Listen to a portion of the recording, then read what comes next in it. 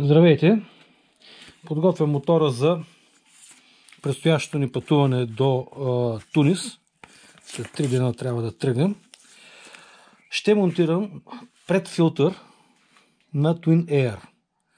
В предишното ни пътуване до Турция и Грузия по ТЕТ Пламен беше с такъв филтър и оригиналният филтър беше останал чист до последно, докато нашите, на моя и на Тодор, бяха станали мръсни, много мръсни, кални. Така, този филтър може по време на дълго пътуване просто да се изпере с бензин и да се монтира дори сух. Отново върши работа, защото казвам, той е предфилтър, а не основен филтър. Сега ще ви покажа монтажа. Плочата е ето тази, даже нямам никаква идея как попаднах на нея. Закупена е от Германия. И филтър е този, който е готов омазнен. И имаме нужда единствено от кръстата отверка.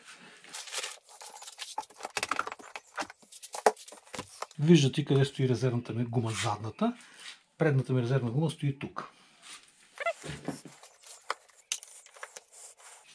За по-добра ефективност на оригиналният филтър решихме и отрязахме този шнорхел, да го кажем, който стига много дълбоко вътре и позволява филтъра да работи само в долният си край.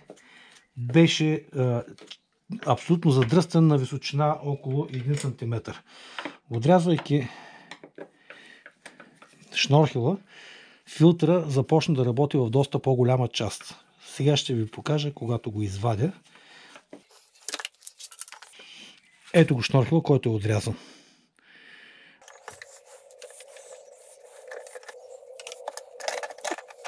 Филтърът в началото, вижте докъде е черен филтърът, до средата в момента, а с оригиналния шнорхел беше черен само 1 см в долния край.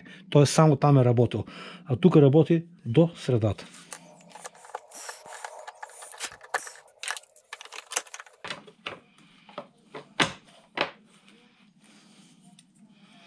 Има стрелка, не знам дали се вижда, която е напред. Самият филтър Twin Air идва готов омаслен. Също има стрелка с посока напред.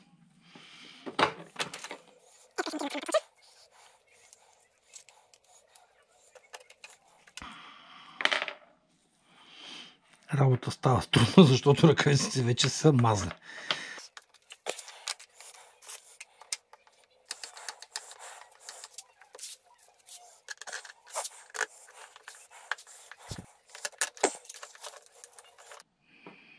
И това е целият монтаж.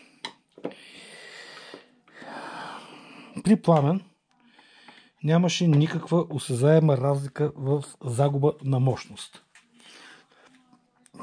Но дори да е така, при едно дълго пътуване предпочитам да запазя мотора си в добро състояние и да предпазя филтъра си, дори с цената да загубя 1 или 2 коня.